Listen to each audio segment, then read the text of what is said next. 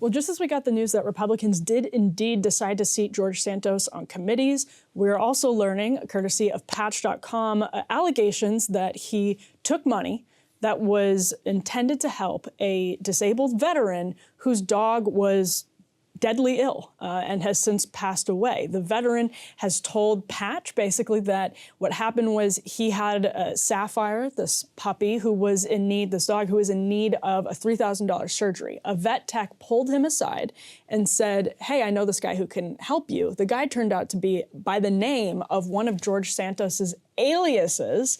Santos allegedly took the $3,000, closed the account, and never gave that money to the disabled veteran in question. The dog, as I mentioned earlier, passed away. Ryan, anytime somebody gets caught in a cycle of bad press, some folks will try to throw everything at the wall and see what sticks. I know CNN interviewed his former college roommate or whatever, and this has been sort of blown up into a huge media story. I think it's newsworthy for sure. But all of these different questions lead us to wondering, this story seems very, very real. There don't seem to be holes pokeable in this story. We have online evidence of the charity. We have the accounts of two different veterans on this story. George Santos, you mentioned this before we started taping the segment. There seems to be an indication that maybe he's just wired differently, that there's a psychopathy at play in his case. Right. Most people would not be able to kind of physically stomach what is required to pull this off. Like if you go up to 99% of the global public and say that you'll give them, that they can have $3,000, but in order to do that, they have to scam an unhoused veteran whose dog is dying. Mm-hmm. Very few people are going to take that. And the people who want to help him. Right, and everybody who's trying to help. And set the criminal element of it aside, set everything else aside. Most people would just say, absolutely not. There's just no way I could even live with myself if I did something like that.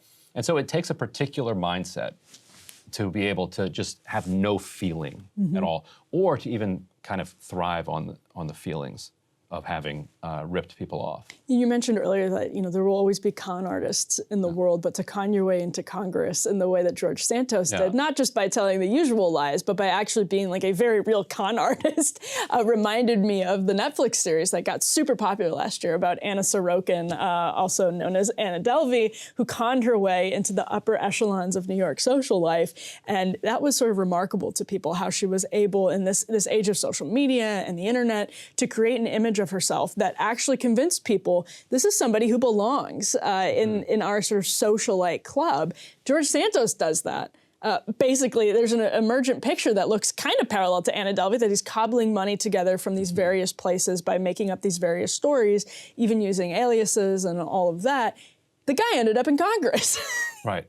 And maybe that was never his intention, and this was like one foot in front of the other kind of thing, where you realize that if you run for Congress, that you can, you can raise money, and then you can live off of that money. You can't do it legally, but if you can fudge. You actually can pay yourself a small incomes legally, but you can't benefit personally otherwise. What he was doing is he was renting basically a place for himself to stay in, using the campaign money to pay for that. You can get away with a lot because of how dysfunctional the FEC is, and because the way that nobody's really checking on this stuff, unless you win. Like if you win, then people are going to start to check. So he ran twice, and the way that he won, though, I think is the serious question that needs answering. You can, if you can defraud tens of thousands of dollars out of people, endlessly running for Congress or setting up a scam pack. It's when you get over the $500,000 mark that you become like a credible candidate. Mm-hmm. And so where did Santos get this $500,000 loan that he was able to give his campaign?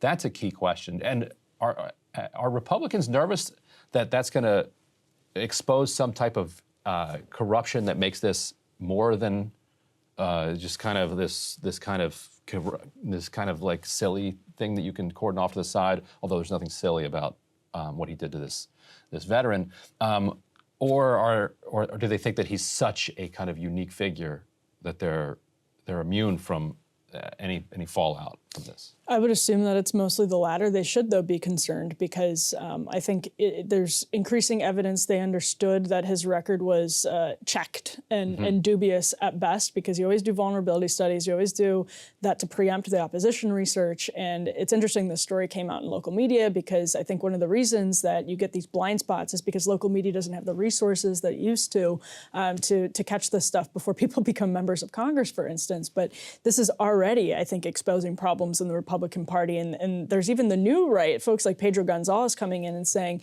he skated. You know, they knew this stuff. And maybe this $500,000 benefactor knew some of this stuff and is why Republicans stuck with Santos. We don't know, but that's an open question. Maybe there is a benefactor who pushed through it. He's saying, listen, Republicans knew this stuff, and you have members, establishment folks like Elise Stefanik, who are trying to remake the Republican Party, who said, listen, this guy checks all of our kind of identity politics boxes off of. He's an instrument for us. He's a weapon for us to neutralize criticism from the Democrats. He can be a face of the Republican Party because he claims to be all of these different things, and that's a good thing. And you know, in the new right, people are like, what utter rot in the Republican Party that they would excuse a clear history of perhaps sociopathic behavior because of that. And so Republicans should be nervous. I mean, I do think this our corporate press has blown this wildly out of proportion to its actual newsworthiness, which exists, but it does, I think, reflect seriously on the Republican Party and in problems in our politics. And I think you're right that because Republicans don't have a strong bench of those candidates that they want to check the box, they don't have, they're not drawing, from millions and millions of supporters, and then the best of those coming forward and running. That's why you're going to get some total cranks. Desperation, who are able to check the right boxes and move through the Republican primaries, and some will end up being complete con artists. Now, the best clue we have yet of where this money came from is this guy Andrew Intrater and his wife maxed out to Santos, gave tens of thousands of money to other committees that were linked to him since 2020, according to the Washington Post. And the Post notes that his cousin is Russian billionaire Viktor Vekselberg, who's been sanctioned by the U.S. government for his role in the Russian energy industry. This would be the kind of Russian interference that actually does happen, like Russian oligarchs. Funneling money into the system to try to get unsanctioned. Like that's I'm not saying that that's what happened here, but that would not be crazy. Right. If it turns out that this Vekselberg character had something to do with this. Well, I assume we're going to find out more, and I would assume federal investigators will want to know where the money came from, kind of as part of a plea bargain that they might offer to him.